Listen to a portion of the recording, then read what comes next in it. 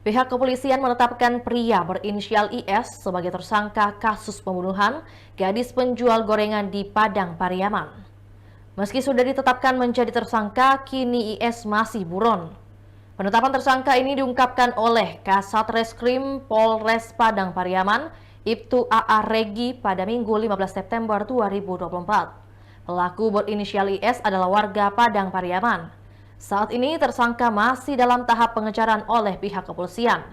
IS sendiri dikenal keluarga korban karena sering lewat di depan rumah korban. IS adalah pria yang sering nongkrong di dekat TKP. IS juga sempat bersama 3 rekannya di sekitar musola saat hujan deras pada Jumat 6 September 2024, hari terjadinya pembunuhan.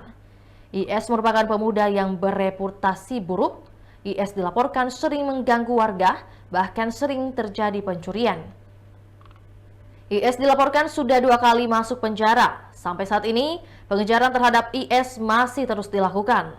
Pengejaran dilakukan dengan menyisir sejumlah titik di Nagari Guguap, 2x11-6 Lingkung, Padang Pariaman.